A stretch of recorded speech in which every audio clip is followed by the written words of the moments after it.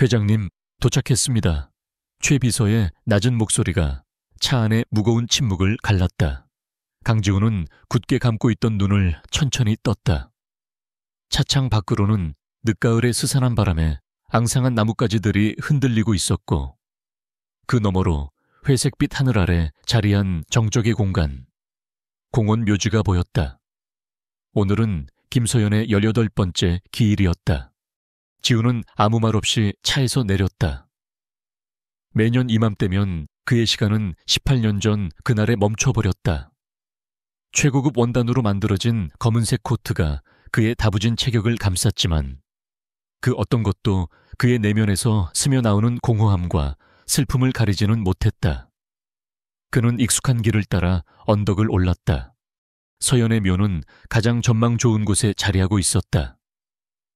지훈이 그녀에게 해줄 수 있는 유일한 사치였다.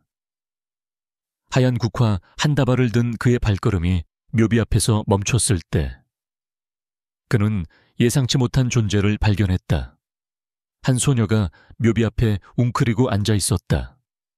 가난이 느껴지는 낡은 스웨터와 청바지 차림에 아직 앳된 티를 벗지 못한 소녀였다. 소녀는 묘비를 부드러운 손길로 어루만지며 무언가 속삭이고 있었다. 그 모습이 너무나 애틋하여 지우는 차마 다가가지 못하고 멀찍이 서 지켜보았다. 잠시 후 소녀는 품에서 작은 흰 국화 한 손기와 접힌 종이 쪽지 하나를 꺼내 묘비 앞에 조심스럽게 내려놓았다.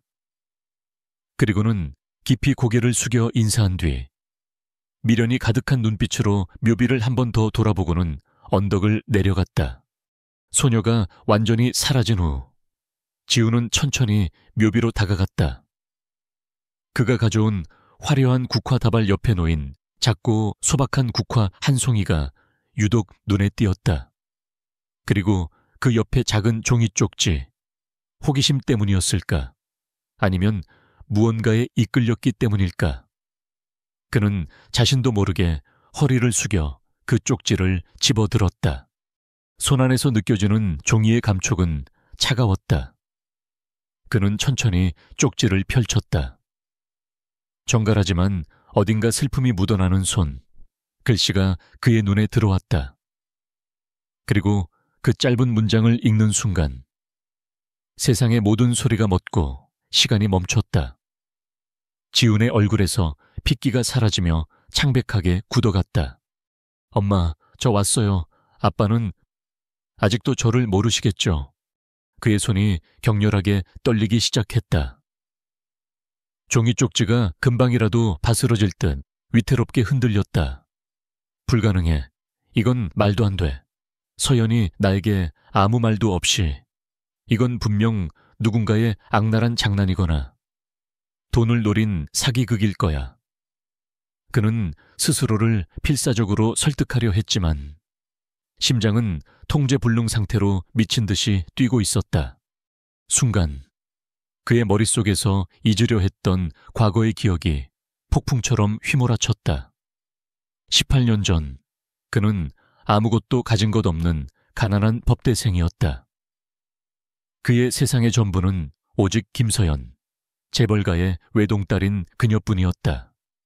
그들은 작은 옥탑방에서 함께 라면을 끓여 먹으며 소박하지만 영원할 것 같은 미래를 꿈꿨다.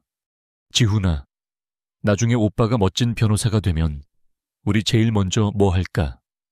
서연이 그의 품에 안겨 속삭였다. 그녀의 눈은 밤하늘의 별처럼 반짝였다.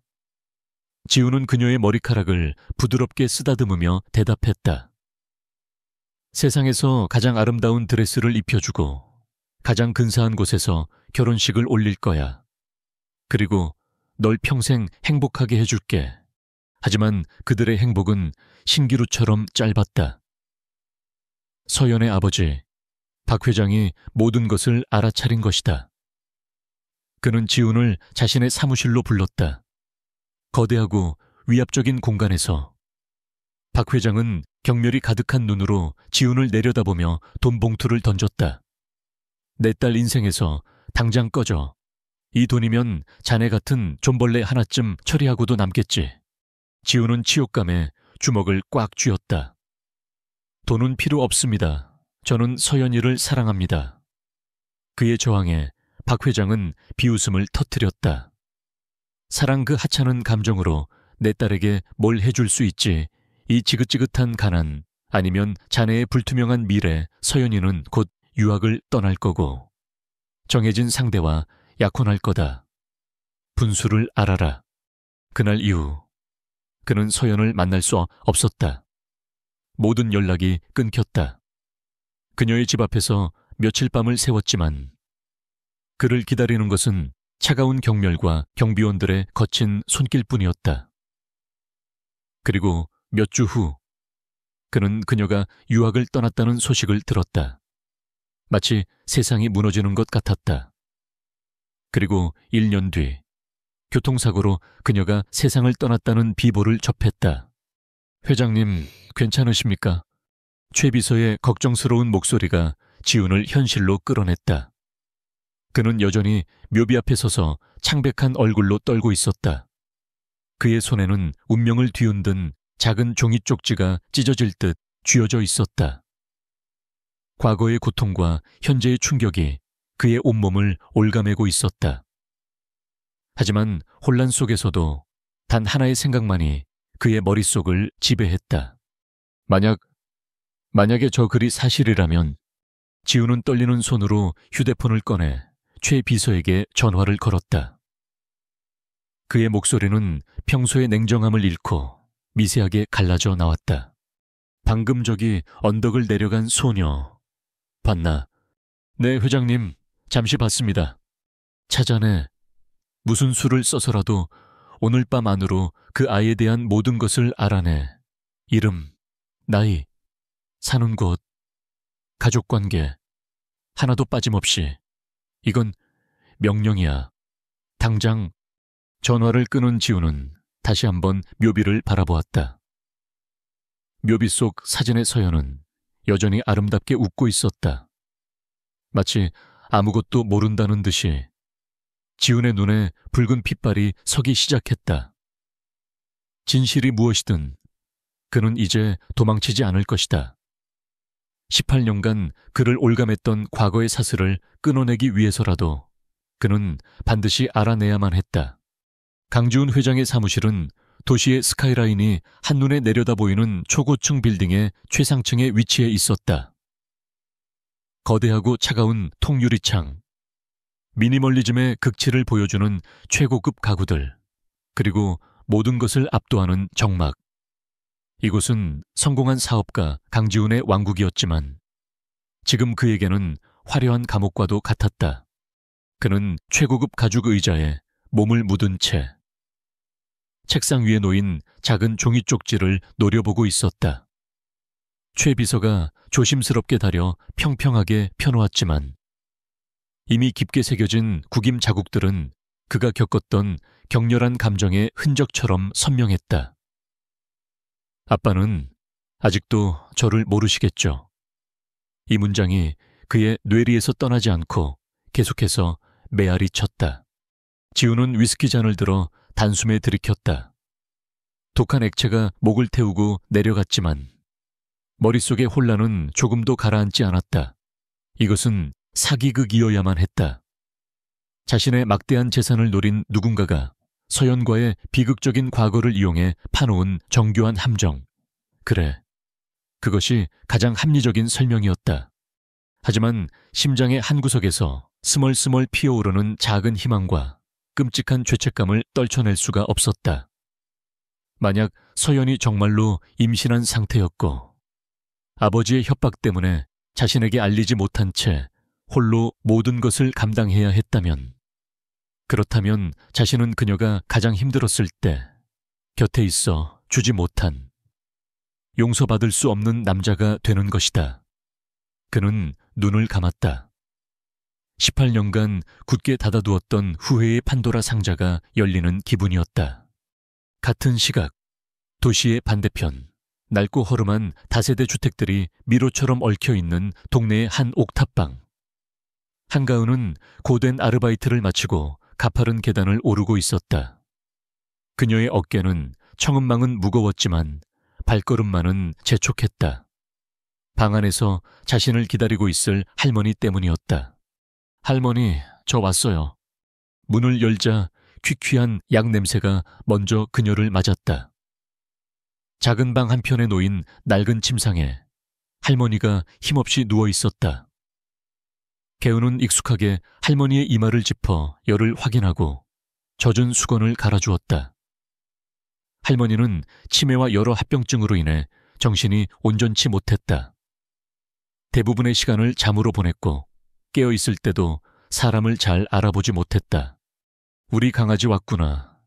할머니가 희미하게 눈을 뜨며 개운의 손을 잡았다. 앙상하게 마른 손의 감촉에 개운은 마음이 아팠다. 할머니, 오늘 저녁은 죽 끓여왔어요. 좀 드실 수 있겠어요. 그녀는 보온병에 담아온 죽을 그릇에 덜었다. 할머니는 몇 숟갈 뜨는 듯 하더니 이내 고개를 저었다. 개운은 한숨을 쉬며 그릇을 내려놓았다. 그녀는 낡은 통장을 펼쳐보았다. 아침에는 식당 주방 보조, 저녁에는 편의점 아르바이트. 그렇게 잠을 줄여가며 하루 종일 일해도 통장에 찍히는 숫자는 턱없이 부족했다. 당장 다음 주에 내야 할 할머니의 병원비와 약값을 생각하면 숨이 턱턱 막혔다. 그녀는 작은 나무 상자를 열어 엄마의 유품인 낡은 사진 한 장과 반달 모양 목걸이를 꺼내보았다. 사진 속 엄마의 얼굴은 자신과 놀랍도록 닮아 있었다. 엄마는 그녀를 낳고 얼마 안 되어 돌아가셨다고 했다. 아빠에 대해서는 아는 것이 전혀 없었다. 할머니는 가끔 정신이 맑아질 때면 내 아비는 죽었다.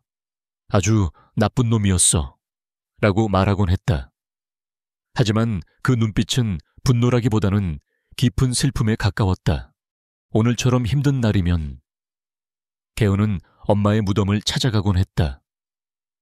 그곳에서 속마음을 털어놓고 나면 조금은 마음이 가벼워지는 것 같았다. 아빠라는 존재에 대해 쓴 쪽지는 그저 사무치는 외로움에서 비롯된 독백일 뿐이었다. 그녀는 세상 어딘가에 있을지도 모를 아버지를 원망하면서도 동시에 그리워하는 모순된 감정에 휩싸였다. 다시 강지훈의 사무실. 노크 소리와 함께 최 비서가 들어왔다. 그의 손에는 얇은 서류 파일이 들려 있었다.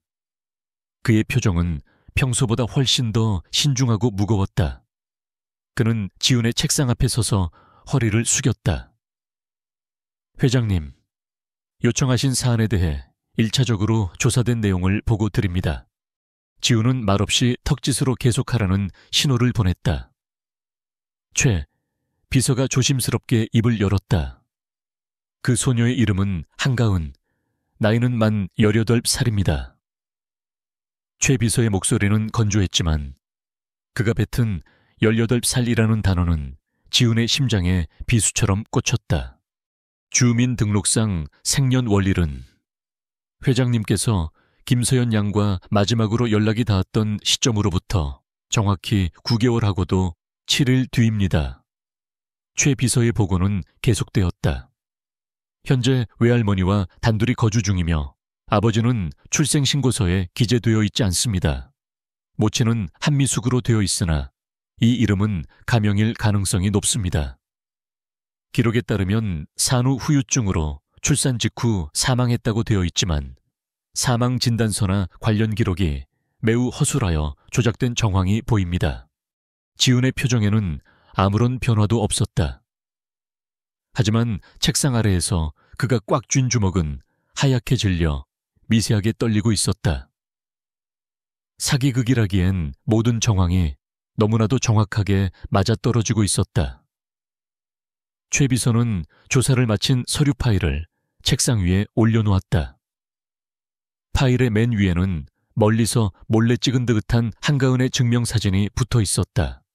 최 비서가 조용히 사무실을 나간 후에도 지훈은 한동안 움직이지 않았다. 그는 마침내 천천히 손을 뻗어 파일을 집어들었다. 그리고 그의 시선은 사진 속의 작은 얼굴에 고정되었다.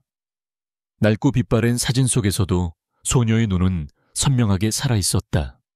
그것은 서연의 눈이었다.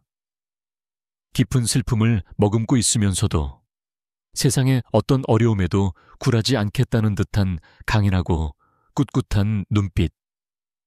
지우는 그 눈빛을 기억했다. 박 회장 앞에서 무릎 꿇기를 거부하던 자신의 모습을 눈물 흘리면서도 지지하며 바라봐주던 바로 그 눈빛이었다. 그의 가슴 속에서 애써 쌓아 올렸던 불신과 의심의 벽이 와르르 무너져 내리기 시작했다. 며칠 후 최 비서는 더 깊이 있는 조사 결과를 가지고 강지훈을 찾아왔다. 그의 보고는 지훈의 마지막 남은 이성의 끈을 위태롭게 만들었다. 최 비서의 팀은 18년 전 김서연의 행적을 끈질기게 추적했고 마침내 충격적인 사실들을 밝혀냈다. 박 회장의 주장과 달리 서연은 바로 유학을 떠난 것이 아니었다. 김서연 양은 당시 서울을 떠나 강원도의 한 작은 해안 마을에 머물렀습니다. 공식적인 기록은 없었지만 저희가 수소문한 끝에 당시 그곳에서 작은 산부인과를 운영했던 원장의 간호조무사와 연락이 닿았습니다. 최 비서는 담담하게 보고를 이어갔다. 그녀의 증언에 따르면 18년 전 가을 암가 서울에서 온 슬픈 눈의 젊은 산모가 병원에서 비밀리에 아이를 낳았다고 합니다. 모든 것이 맞아떨어지고 있었다. 서연은 아버지의 감시를 피해 홀로 아이를 낳았다. 출생신고는 의도적으로 복잡하게 조작되었고 아이는 곧바로 외할머니의 손에 맡겨졌다. 박 회장이 이 모든 사실을 알고도 철저히 은폐했는지 아니면 그조차도 몰랐는지는 아직 불분명했다. 하지만 한 가지는 확실했다. 한가은은 그의 딸이었다. 지우는 더 이상 기다릴 수 없었다. 서류상의 증거나 보고서 따위는 이제 무의미했다. 그는 자신의 눈으로 직접 확인하고 자신의 목소리로 직접 말을 걸어야만 했다. 그는 자리에서 벌떡 일어나 코트를 집어들었다. 그 아이 지금 어디에 있지? 그의 목소리에는 초조함이 가득했다. 최 비서는 잠시 망설이다 대답했다. 시내에 있는 작은 식당에서 저녁 아르바이트를 하고 있습니다. 허름한 골목에 위치한 엄마손 백반집은 저녁 식사 시간에 소라나무로 가득했다. 고기 굽는 냄새와 사람들의 왁자지껄한 대화 소리가 뒤섞여 활기가 넘쳤다. 한가은은 좁은 테이블 사이를 민첩하게 오가며 주문을 받고 음식을 나르고 빈 그릇을 치웠다. 땀으로 젖은 앞머리가 이마에 달라붙었지만 그녀는 쉴 틈도 없이 움직였다. 그때 식당의 낡은 문이 열리며 이질적인 분위기에 남자가 들어섰다. 완벽하게 재단된 비싼 양복, 한치의 흐트러짐도 없는 머리. 주변의 모든 것을 압도하는 냉정한 카리스마. 강지훈이었다. 식당 안의 모든 사람들이 순간적으로 그를 쳐다보았고 시끄럽던 공간에 잠시 정적이 흘렀다. 그는 주변의 시선은 아랑곳하지 않고 구석진 자리에 앉았다. 개우는 그를 알아보지 못한 채 여느 손님처럼 테이블로 다가갔다. 주문하시겠습니까?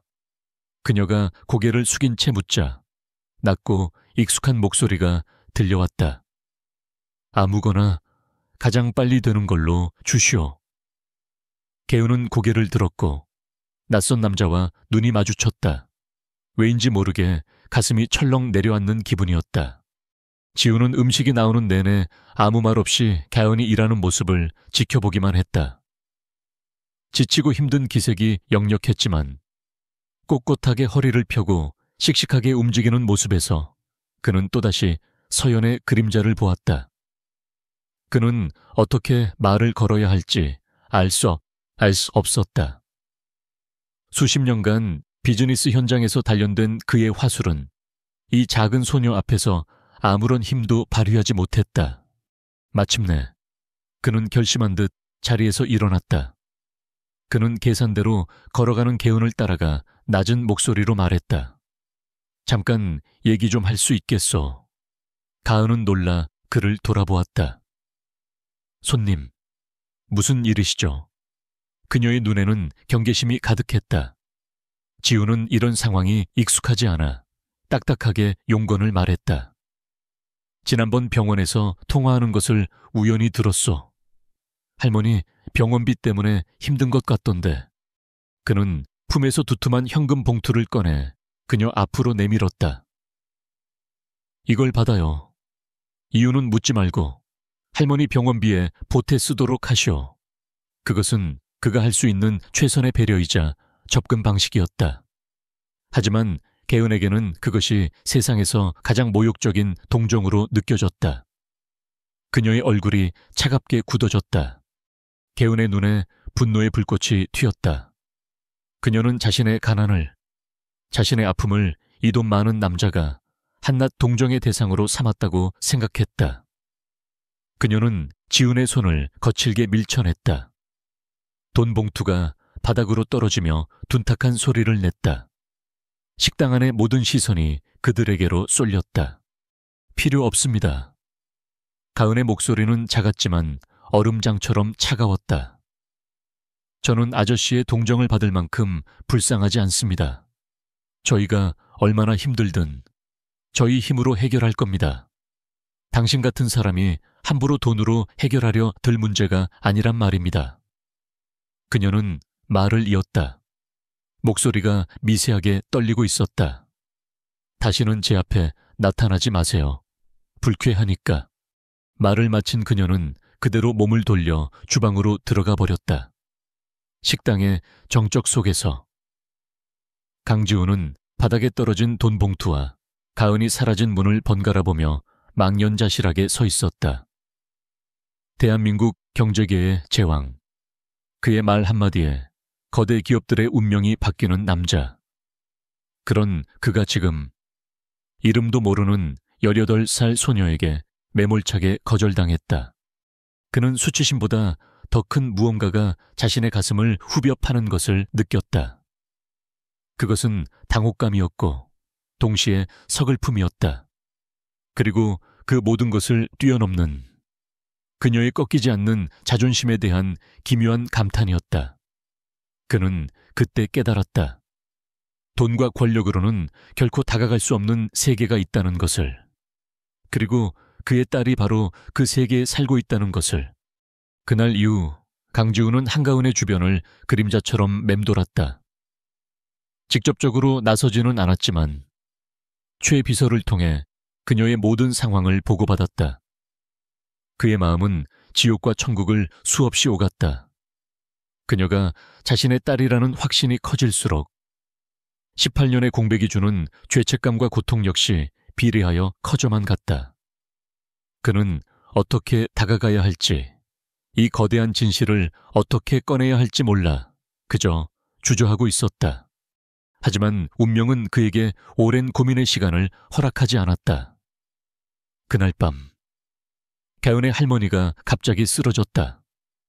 동네 작은 병원에서는 상태가 위중하다며 급히 대학병원으로 옮겨야 한다는 진단을 내렸다. 의사는 급성간부전이라는 청천벽력 같은 병명을 말하며 당장 수술하지 않으면 목숨이 위태롭다고 경고했다. 개은의 세상이 무너져 내렸다. 수술비는 그녀가 평생 만져본 적도 없는 거액이었다. 식당에서 거절했던 그 남자의 돈 봉투가 찰나의 순간 머릿속을 스쳐 지나갔지만 그녀는 고개를 저었다. 자존심의 문제가 아니었다. 그것으로는 턱없이 부족했다. 그녀는 필사적으로 아는 사람들에게 전화를 돌렸지만 돌아오는 것은 냉담한 거절과 걱정 어린 위로뿐이었다. 결국 그녀는 마지막 지푸라기라도 잡는 심정으로 할머니가 입원한 대학병원의 원무과를 찾아갔다. 그 병원은 강지훈이 회장으로 있는 KJ 그룹의 재단 소속 병원이었다. 개은은 수술비를 분납하게 해달라고, 자신의 장기라도 담보로 잡으라고 애원했다. 하지만 규정은 냉정했고 원무과 직원은 난처한 표정으로 고개를 저을 뿐이었다. 그녀의 눈앞이 캄캄해졌다. 바로 그때였다. 병원 이사회 회의를 마치고 복도를 지나가던 강지훈의 귀에 익숙한 목소리가 들려왔다. 애처롭게 울먹이며 무언가를 호소하는 소녀의 목소리. 그는 고개를 돌렸고 원무가 창구 앞에서 금방이라도 쓰러질 듯 위태롭게 서 있는 한가은을 발견했다. 그의 심장이 쿵하고 내려앉았다. 그는 자신도 모르게 그녀를 향해 발걸음을 옮기고 있었다. 그가 가까이 다가갈수록 그녀의 절망적인 얼굴이 더욱 선명하게 보였다. 그의 가슴이 칼로 베이는 듯 아팠다. 그런데 바로 그 순간 그의 시선이 그녀의 목 주변에 꽂혔다. 절박하게 고개를 숙이며 애원하는 통에 낡은 스웨터깃 안으로 숨겨져 있던 무언가가 모습을 드러낸 것이다. 그것은 작고 낡은 은색 목걸이였다. 그리고 그 끝에 매달린 너무나도 익숙한 반달 모양의 펜던트. 지훈의 모든 사고가 정지했다. 그는 숨을 쉬는 것조차 잊었다. 그는 반사적으로 자신의 와이셔츠 안으로 손을 넣어 목에 걸고 있던 것을 꺼냈다.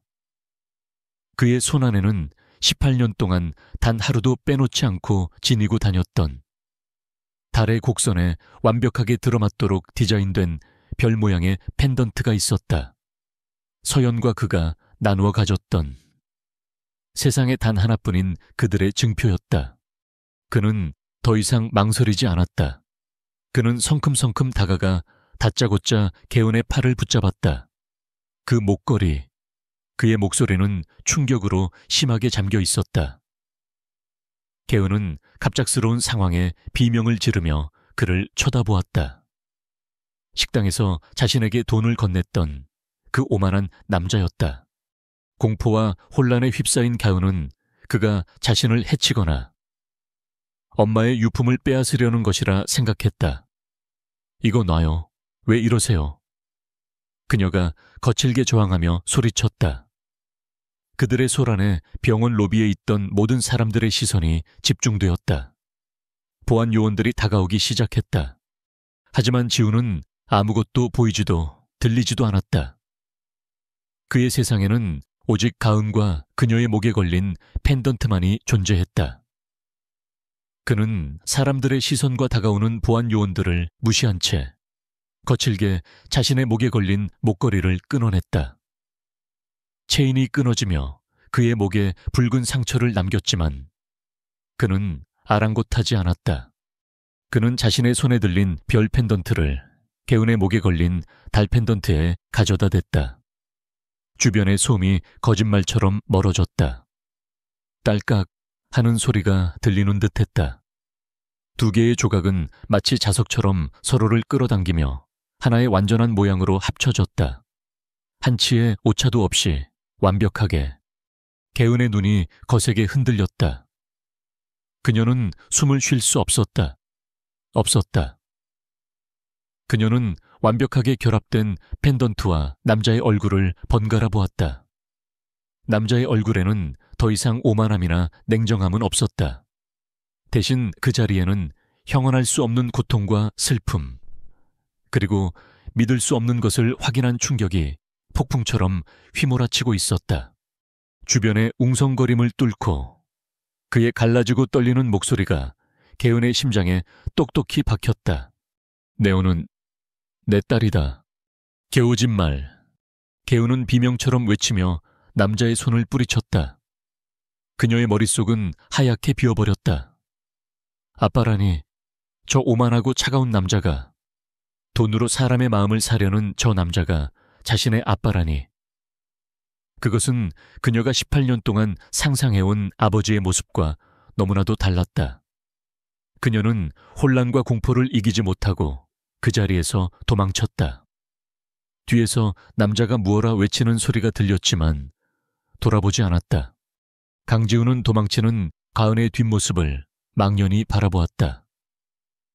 그는 그녀를 쫓아가지 않았다. 대신 어느새 곁으로 다가온 최 비서에게 차갑고 단호한 목소리로 명령했다.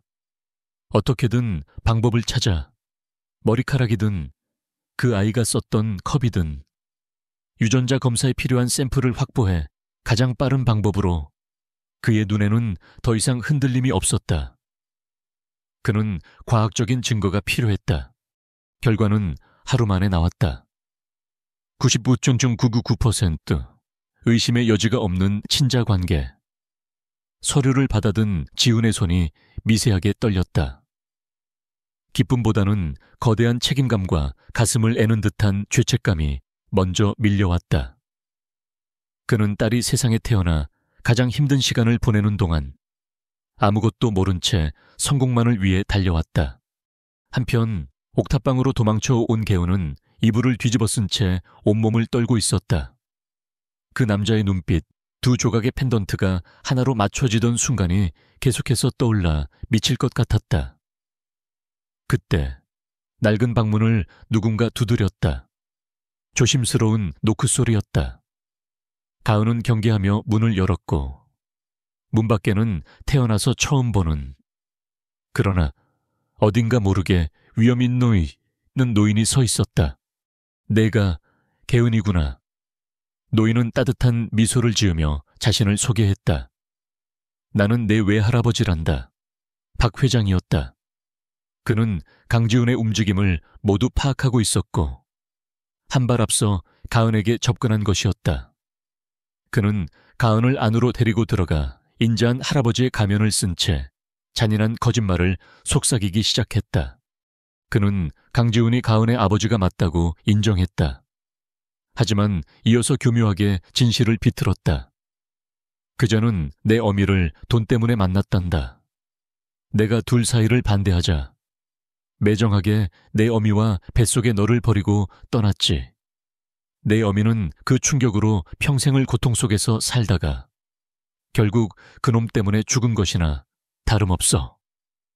박 회장의 눈에는 거짓 눈물이 맺혔다. 개은에게는 박 회장의 말이 할머니가 어렴풋이 말해주었던 나쁜 놈이라는 이미지와 완벽하게 겹쳐졌다. 혼란스러웠던 그녀의 마음에 의심은 사라지고 차가운 증오와 분노가 자리잡기 시작했다. 자신과 엄마를 버린 비정한 아버지. 이제 와서 무슨 낯으로 자신 앞에 나타나 돈으로 모든 것을 해결하려는 파렴치한. 그녀는 강지훈이라는 존재를 마음속 깊이 증오하기로 결심했다. 바로 그때 병원에서 다시 전화가 걸려왔다. 할머니의 상태가 급격히 악화되어 간 이식 수술 외에는 방법이 없다는 절망적인 소식이었다. 기증자를 찾는 것은 하늘의 별 따기였고 시간은 촉박했다. 개훈은 모든 희망을 잃고 그 자리에 주저앉아 통곡했다. 박 회장은 그런 그녀의 어깨를 위로하듯 감쌌지만 그의 눈빛은 차갑게 빛나고 있었다. 같은 시각 병원에서 의사의 최종 소견을 들은 강지훈은 한치의 망설임도 없이 말했다. 제 검사를 진행해 주십시오. 제가 기증하겠습니다. 그는 이미 최 비서를 통해 할머니의 상태와 간 이식이 유일한 희망이라는 사실을 알고 있었다. 그리고 이것이 자신에게 주어진 유일한 속죄의 기회라는 것도 직감했다. 검사 결과는 기적과도 같았다. 그는 할머니와 완벽하게 조직이 일치했다. 운명은 그에게 아버지가 될 자격은 없었지만 속죄할 기회는 허락한 모양이었다. 그는 즉시 병원장을 불렀다. 수술을 진행한다. 단 기증자의 신원은 환자와 보호자에게 철저히 비밀로 하도록. 이건 부탁이 아니라 이 병원 이사장으로서의 명령이다. 수술 당일 지훈은 환자복으로 갈아입은 채 수술실로 향하는 이동 침대에 누워 있었다. 그의 곁을 따르는 최 비서의 얼굴에는 수심이 가득했다. 회장님, 정말 괜찮으시겠습니까? 이 수술은 회장님의 건강은 물론 현재 진행 중인 대규모 프로젝트에도 막대한 차질을 빚을 수 있습니다. 지훈은 대답 대신 복도 저편에 위치한 중환자실 쪽을 바라보았다. 그곳에 그의 딸이, 자신의 존재를 증오하는 딸이 애타게 할머니를 기다리고 있을 터였다. 그는 이제 돈이나 말로는 그녀의 마음을 돌이킬 수 없다는 것을 알았다. 이것은 그가 아버지로서가 아닌 한 인간으로서 할 수 있는 최소한의 도리였다. 수술실의 육중한 문이 눈앞에서 닫히기 시작했다. 그는 천천히 눈을 감았다. 그의 귓가에 서연의 웃음소리가 아련하게 들리는 듯 했다. 서연아, 미안하다. 이건 내가 너와 우리 딸에게 할 수 있는 유일한 속죄다. 차가운 금속문이 완전히 닫히며 그의 마지막 독백을 세상과 격리시켰다. 10시간이 넘는 대수술이 끝났다. 수술실 문이 열리고 지친 기색의 의사가 마스크를 벗으며 말했다. 수술은 성공적이었습니다. 기증자와 수혜자 모두 안정을 되찾고 있습니다. 그 말을 듣는 순간 한계우는 다리에 힘이 풀려 그 자리에 주저앉았다. 안도의 눈물이 봇물 터지듯 흘러내렸다. 며칠 동안 개우는 회복 중인 할머니의 곁을 지켰다. 그녀는 의사와 간호사를 붙잡고 익명의 기증자에 대해 계속해서 물었다. 그분이 누구신가요? 제가 직접 뵙고 감사 인사를 드리고 싶어요. 하지만 병원 측은 기증자의 간곡한 부탁이라며 끝까지 신원을 알려주지 않았다. 그저 마음이 따뜻한 분이라는 말만 되풀이할 뿐이었다. 개은의 마음속에는 고마움과 함께 풀리지 않는 궁금증이 쌓여갔다. 수술 후 일주일이 지났을 때 기적이 일어났다. 할머니가 의식을 되찾은 것이다. 오랫동안 그녀를 괴롭혔던 병마의 안개가 걷히면서 기억과 정신이 놀라울 정도로 또렷하게 돌아왔다. 할머니는 곁을 지키고 있는 손녀를 보며 눈물을 흘렸다. 그것은 기쁨과 미안함이 뒤섞인 눈물이었다. 할머니는 쇠약한 목소리로 개운에게 자신의 낡은 가방을 가져다 달라고 부탁했다. 개운이 가방을 가져오자 할머니는 떨리는 손으로 그 안에서 닳고 다른 작은 오동나무 상자를 꺼냈다. 그리고 그것을 개운의 손에 쥐어주었다. 개운아, 이걸 이제는 네가 읽어봐야 한다. 네 엄마가 너에게 남긴 것이나 마찬가지야. 개운은 조심스럽게 상자를 열었다. 그 안에는 빛바랜 리본으로 묶인 한 묶음의 편지들이 들어있었다. 수신인 칸에는 모두 같은 이름이 적혀 있었다. 사랑하는 나의 지훈에게. 개운의 심장이 세차게 뛰기 시작했다. 그녀는 떨리는 손으로 첫 번째 편지를 펼쳤다. 18년 전, 엄마의 시간 속에 멈춰있던 진실이 먼지를 털고 모습을 드러내기 시작했다. 첫 번째 편지는 서연이 서울을 떠난 직후에 쓰여 있었다. 지훈아, 나의 사랑, 말없이 떠나서 미안해. 아버지가 당신의 미래를 걸고 나를 협박했어. 당신을 지키기 위해 나는 비겁해질 수밖에 없었어. 부디 나를 용서해줘. 모든 문장마다 그녀의 눈물 자국이 얼룩져 있었다. 다음 편지를 읽어 내려가며 개운은 숨을 멈췄다. 나에게 비밀이 생겼어. 아름답고도 두려운 비밀. 우리 아이가 내 안에서 자라고 있어. 지훈아, 당신에게 말할 수 없어. 말할 수 없어. 아버지는 우리 아이를 결코 가만두지 않을 거야. 나는 이 아이를 무슨 수를 써서라도 지켜야만 해. 그리고 아이를 낳은 직후에 쓴 편지. 오늘 처음으로 우리 딸을 안아봤어. 당신을 꼭 닮은 까만 눈동자를 가졌어. 지훈아, 이름은 가은이라고 지었어. 아름다운 은혜라는 뜻이야.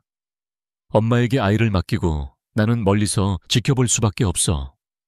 우리가 다시 가족이 될 그날까지. 개운은 밤을 새워 편지를 읽었다. 그녀의 눈물은 멈추지 않고 편지 위로 떨어져 18년 전 엄마의 눈물과 하나로 섞였다.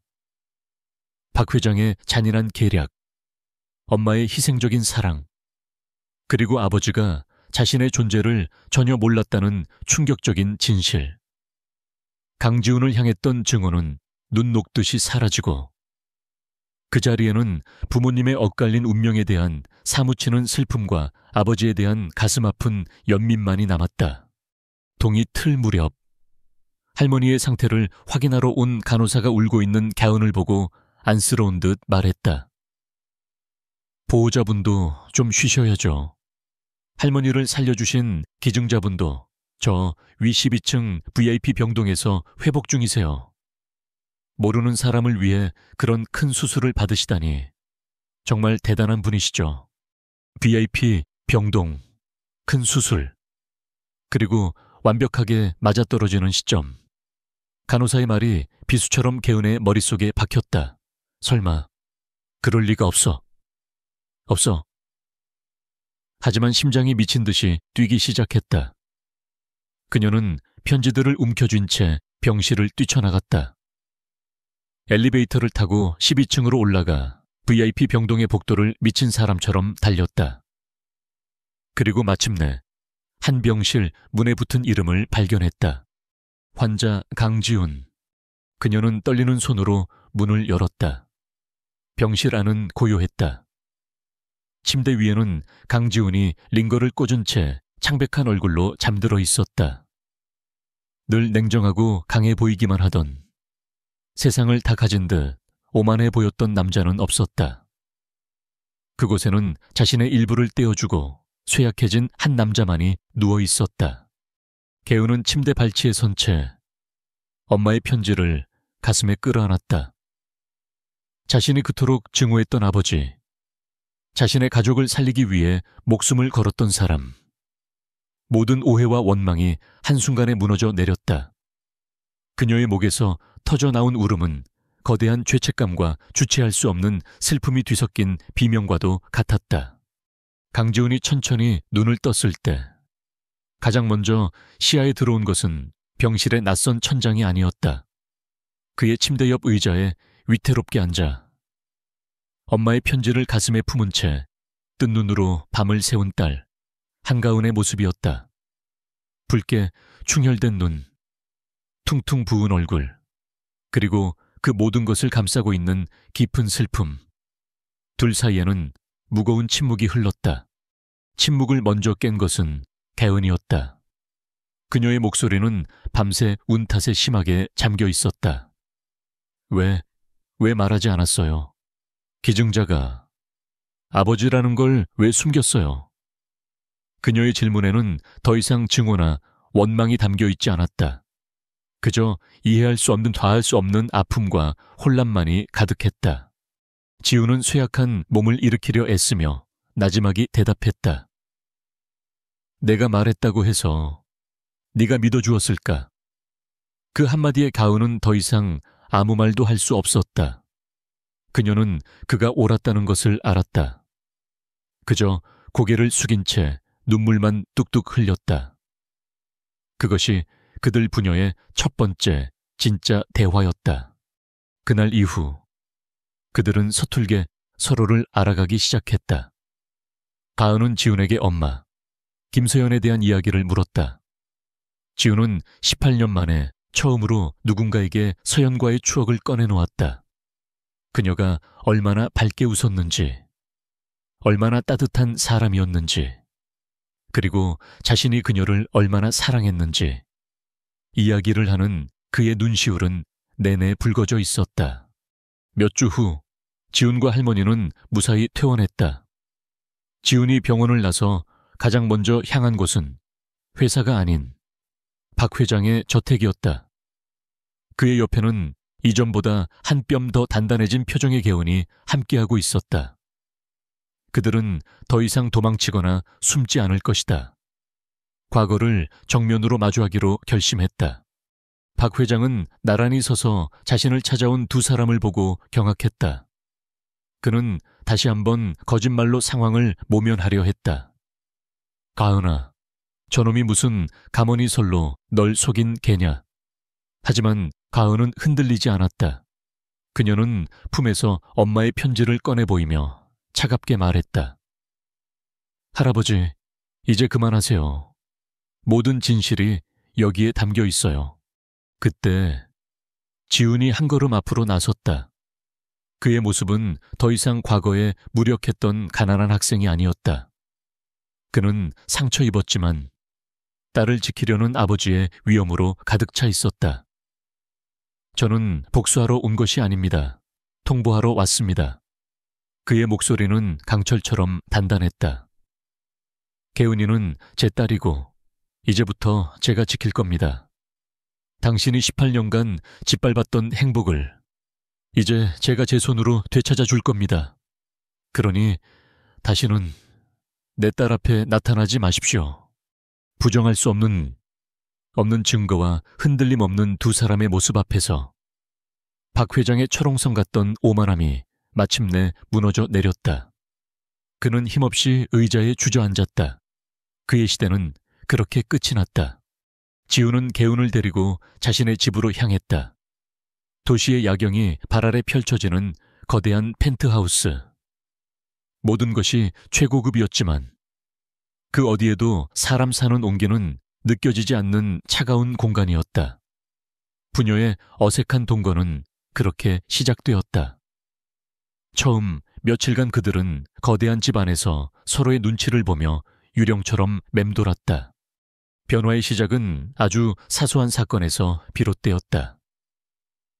지훈이 서툴게나마 가은을 위해 저녁을 준비하려다 주방을 온통 연기로 가득 채우고 화재 경보기를 울리게 한 것이다. 새까맣게 탄 토스트를 들고 어쩔 줄 몰라 하는 그의 모습에 개은은 저도 모르게 피식 웃음을 터뜨렸다.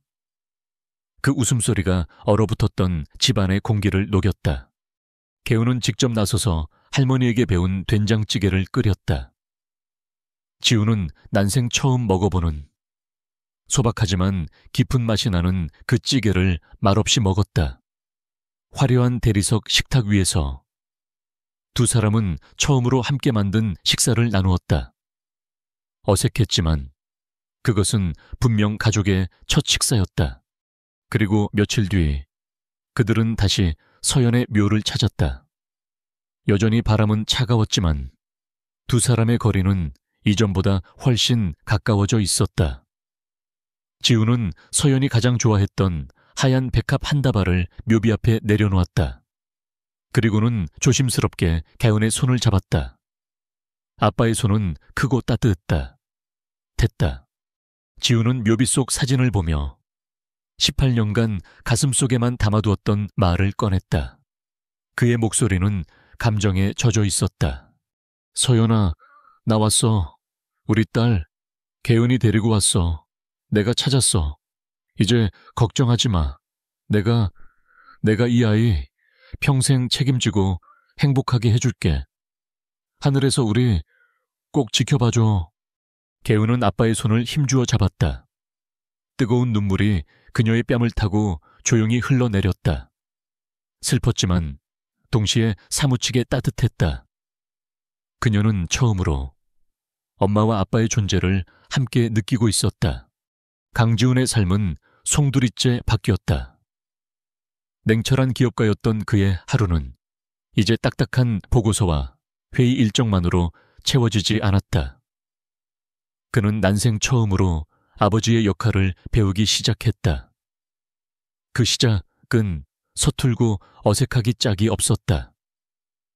대한민국 재계를 움직이는 거물이 고작 18살 딸의 학교 학부모 상담에 참석하기 위해 중요한 이사회 시간을 조마조마하게 확인하는 모습은 최 비서에게도 낯선 광경이었다. 작은 교실에 어른의 몸에는 턱없이 작은 의자에 어색하게 앉아있는 강지훈의 모습은 주변 학부모들 사이에서 단연 눈에 띄었다. 담임 선생님은 그의 존재감에 압도되어 처음에는 말을 더듬기까지 했다. 하지만 곧 가은에 대한 이야기를 솔직하게 털어놓았다. 가은이가 얼마나 성실하고 속이 깊은 아이인지, 하지만 동시에 얼마나 외로워 보였는지에 대해서 지우는 모든 말을 가슴에 새기며 또 한 번 미안함에 고개를 숙였다. 그날 저녁, 지우는 가은에게 학교 상담에 대해 이야기하며 조심스럽게 그녀의 꿈에 대해 물었다. 가은은 잠시 망설이다 낡은 스케치북 한 권을 그에게 내밀었다. 그 안에는 그녀가 밤을 새워 그려온 수십 벌의 옷 디자인들이 가득했다. 독창적이고 섬세하며 자신만의 이야기가 담긴 디자인들이었다. 지훈의 얼굴에 처음으로 자랑스러움과 기쁨이 가득한 미소가 번졌다. 그는 당장이라도 파리나 밀라노의 최고 디자인 스쿨에 보내주겠다고 제안했다. 하지만 가은은 고개를 저었다. 아빠, 고맙지만 제 힘으로 먼저 해보고 싶어요. 한국에서 대학부터 가고 싶어요. 그녀는 재벌 회장의 딸이 아닌 디자이너 한계은으로 인정받고 싶었다. 지훈은 그 당당하고 꿋꿋한 모습에서 또다시 서연을 보았다. 그는 딸의 결정을 존중하고 묵묵히 응원하기로 약속했다. 가족을 완성하는 마지막 조각은 할머니였다. 지훈은 할머니가 퇴원하시자마자 펜트하우스로 모셔왔다. 처음에는 이렇게 넓고 좋은 집은 부담스럽다며 손사래를 치던 할머니였지만 손녀와 사위를 위해 기꺼이 함께하기로 했다. 할머니의 존재는 차가운 집의 온기를 불어넣는 난로와도 같았다. 할머니는 두 사람 사이에 어색한 다리가 되어주었다. 저녁 식사 시간이면 할머니는 서연의 어릴 적 이야기를 꺼내놓았다. 고집이 세서 아빠를 이겨먹으려 했던 이야기. 길 잃은 고양이를 집으로 데려와 몰래 키웠던 이야기. 그리고 개운처럼 그림 그리기를 좋아했던 이야기까지. 지훈과 개운은 할머니의 이야기를 통해 함께하지 못했던 서연의 과거를 공유하며 새로운 유대감을 쌓아나갔다. 어느 주말 아침이었다. 오랫동안 방치되어 황량했던 펜트하우스의 테라스 정원을 할머니가 가꾸기 시작했다. 개운은 신이 나서 할머니를 도왔다. 흙을 만지고 작은 꽃 모종을 심으며 웃는 두 사람의 모습은 평화로운 한 폭의 그림 같았다. 지훈은 거실 창가에 서서 커피잔을 든 채 그 모습을 가만히 지켜보고 있었다. 그의 눈에 들어온 것은 더 이상 가난과 외로움에 지쳐있던 소녀가 아니었다. 햇살 아래 환하게 웃으며 미래를 꿈꾸는 사랑스러운 딸이었다. 그리고 자신에게 딸을 낳아주고 길러준. 이제는 건강을 되찾은 장모님의 모습이 있었다. 너무나 평범해서 오히려 기적처럼 느껴지는 풍경이었다. 그의 입가에 아주 천천히 옅은 미소가 피어올랐다. 지난 18년간 단 한 번도 지어본 적 없는 가슴속 깊은 곳에서부터 우러나오는 진실되고 행복한 미소였다. 그는 비로소 텅 비었던 자신의 세상이 가족이라는 이름으로 충만하게 채워졌음을 느꼈다. 그는 마침내 집으로 돌아온 것이다. 시간이 흘러 계절이 바뀌었다. 강지훈과 대면한 그날 이후 박 회장은 뇌졸중으로 쓰러져 경영 일선에서 물러났다. 한때 세상을 호령하던 철권 통치자는 이제 휠체어에 의지하는 초라한 노인이 되어 거대한 저택에 갇혀 지냈다. 그의 제국은 허무하게 막을 내렸다. 그러던 어느 날 박 회장의 변호사가 가은을 찾아왔다. 그는 두꺼운 서류 뭉치와 함께 봉인된 편지 한 통을 건넸다. 서류는 박 회장이 그동안 관리해온 서연의 막대한 유산을 모두 개은에게 양도한다는 내용이었다. 상상도 못할 만큼 큰 재산이었다. 개은은 떨리는 손으로 편지를 열었다. 그 안에는 변명이나 자기 합리화는 없었다. 오직 뒤늦은 후회와 참담한 고백만이 담겨 있었다. 딸을 너무나 사랑했지만 그릇된 방식으로 사랑했던 아버지의 회한, 자신의 오만과 욕심이 딸의 행복을 어떻게 파괴했는지, 그리고 함께 서 있는 지훈과 가은의 모습이 자신의 죄를 얼마나 아프게 깨닫게 했는지에 대한 절절한 고백이었다. 그는 용서를 구하지 않았다. 그저 이것이 자신이 할 수 있는 최소한의 속죄라고 적었을 뿐이었다. 개은의 마음은 복잡했다. 그녀는 이 문제를 지훈과 할머니에게 털어놓았다. 지훈은 어떤 결정이든 지지하겠다며 온전히 딸의 선택에 맡겼다.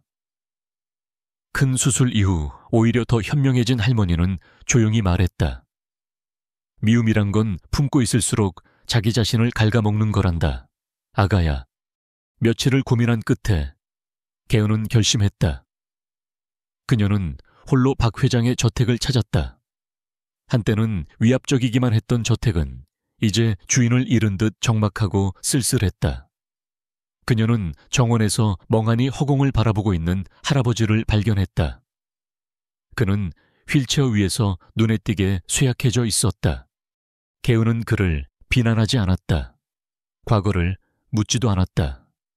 그녀는 그저 조용히 다가가 그의 휠체어 옆에 의자를 놓고 앉았다. 그리고 자신의 이야기를 시작했다. 곧 있을 대학 입시 이야기, 디자이너가 되고 싶다는 꿈 이야기, 그리고 아빠와 할머니에게서 들은 엄마의 어린 시절 이야기. 용서한다는 말은 없었지만 과거가 아닌 미래를 이야기하는 그녀의 존재 자체가 가장 큰 용서였다. 박 회장은 주름진 뺨으로 뜨거운 눈물을 말없이 흘렸다. 엄청난 유산을 어떻게 해야 할지 개은은 이미 마음을 정했다. 그녀는 이 돈을 자신을 위해 쓰고 싶지 않았다. 그녀는 지훈의 도움을 받아 상속받은 재산 전부를 출연하여 공익재단을 설립했다. 재단의 이름은 서현희망재단. 가난하고 소외되었지만 재능과 꿈이 있는 학생들을 돕는 장학재단이었다. 과거의 아빠처럼 힘겨운 상황에 놓인 이들에게 엄마의 이름으로 희망을 선물하고 싶었다. 재단 설립 기념식이 열리는 날, 수많은 취재진과 명사들이 행사장을 가득 메웠다. 이제는 더 이상 겁먹은 소녀가 아닌 당당한 젊은 여성으로 성장한 가은이 연단에 섰다. 그녀는 떨지 않고 자신의 어머니가 남긴 사랑을 어떻게 희망으로 바꾸고 싶은지에 대해 차분히 이야기했다. 강지훈은 행사장 맨 뒤쪽에서 그런 딸의 모습을 자랑스럽게 지켜보고 있었다. 환한 조명 아래 선 가은의 모습 위로 어느새 서연의 얼굴이 겹쳐 보였다. 서연의 강인함, 따뜻한 마음, 그리고 모든 것을 끌어안는 용서의 마음까지 모든 것이 딸에게서 다시 피어나고 있었다. 그의 눈시울이 뜨거워졌다. 슬픔 때문이 아니었다. 벅차오르는 사랑과 자부심 때문이었다. 이것이야말로 서연이 진정으로 바랐을 완벽한 해피엔딩의 시작이었다. 그리고 1년의 시간이 흘렀다. 강지훈의 차갑고 텅 비었던 펜트하우스는 이제 따스한 온기가 가득한 보금자리로 변해 있었다. 거실 벽에는 서연의 사진 옆으로 지훈과 가은, 그리고 할머니가 함께 찍은 가족 사진이 나란히 걸렸다. 집 안 곳곳에는 개은의 디자인 스케치와 할머니가 가꾼 작은 화분들이 생기를 더했다. 어느 평범한 아침, 세 사람은 식탁에 둘러앉아 아침 식사를 하고 있었다. 지훈은 졸업작품 준비로 밤을 새우는 가은에게 잔소리를 늘어놓았고, 할머니는 그런 지훈을 향해 애 잡겠다며 가은의 편을 들어주었다. 평범해서 더없이 소중한 진짜 가족의 아침 풍경이었다. 시간은 흘러 마침내 가은의 대학 졸업, 패션쇼가 열리는 날이 되었다. 그녀의 작품은 쇼의 피날레를 장식하게 되었다. 쇼가 열리는 공연장은 패션계 인사들과 기자들로 북적였다. 그 중에서도 가장 긴장한 표정으로 맨 앞줄에 앉아있는 두 사람이 있었다. 커다란 꽃다발을 무릎 위에 올려놓은 강지훈과 시작도 전에 손수건으로 눈가를 훔치는 할머니였다. 마침내 쇼가 시작되고 가연의 컬렉션이 무대 위로 펼쳐졌다. 연결, 커넥션이라는 주제의 의상들은 과거의 아픔과 현재의 희망을 아름답게 녹여낸 디자인으로 관객들의 찬사를 받았다. 마지막으로 달과 별이 은실로 섬세하게 수놓아진 순백의 드레스가 등장했을 때 지훈은 숨을 멈췄다. 그것은 서연을 향한, 그리고 그들의 엇갈린 사랑을 향한 딸의 아름다운 헌사였다. 쇼가 끝나고 개운이 무대 위로 올라와 인사를 했다. 수줍어하면서도 당당한 그녀의 모습에 객석에서는 기립박수가 터져 나왔다. 개운의 시선은 객석을 헤매다. 이내 자신을 향해 세상에서 가장 자랑스러운 미소를 짓고 있는 아빠와 마주쳤다. 두 사람은 눈빛만으로도 서로의 사랑과 감사를 전하고 있었다. 며칠 뒤, 화창한 봄날, 세 사람은 교회의 한적한 언덕을 찾았다. 푸른 바다가 내려다 보이는 유채꽃이 만발한 아름다운 곳이었다. 지우는 개운에게 이곳이 바로 자신이 서연에게 청혼했던 장소라고 말해주었다. 그는 서연에게 해주지 못했던 모든 행복을 이제 딸과 함께 하나씩 채워가고 있었다. 지훈과 가은은 함께 연을 날렸다. 별 모양의 연은 따스한 봄바람을 타고 하늘 아주 높이 솟아올랐다. 할머니는 돗자리에 앉아 그런 두 사람의 모습을 흐뭇한 미소로 바라보고 있었다. 지훈은 하늘을 나는 연을 바라보는 개은의 어깨를 감싸 안았다. 그리고는 나지막이 속삭였다. 저것 봐. 내 엄마도 하늘에서 웃으면서 우리를 보고 있을 거야. 개운은 아무 말 없이 아빠의 어깨에 머리를 기댔다. 그녀의 얼굴에는 더 없는 평화와 행복이 깃들어 있었다. 18년의 엇갈림과 아픔을 넘어 세 사람은 마침내 온전한 가족이 되어 푸른 하늘 아래 함께 서 있었다. 그들의 새로운 시작이었다. 오해는 수십 년에 걸친 비극을 만들 수 있지만 사랑과 희생은 그 모든 것을 치유하는 더 큰 힘을 가지고 있습니다. 강지훈과 한가은의 이야기는 과거가 아무리 고통스러울지라도 가족이라는 인연의 끈은 한번 이어지면 그 무엇으로도 끊어낼 수 없다는 것을 우리에게 보여주었습니다. 서로를 되찾기 위한 그들의 여정은 용서의 힘과 진실을 마주하는 용기가 얼마나 위대한지를 증명합니다.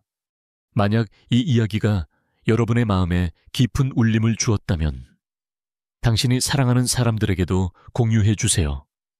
삶은 언제나 기적 같은 일들을 품고 있으며 가족의 사랑이야말로 그중 가장 따뜻한 기적일 것입니다. 더 많은 의미 있는 이야기들을 함께하기 위해 저희 채널에 좋아요와 구독을 누르는 것을 잊지 마세요. 끝까지 함께해 주신 여러분, 감사합니다.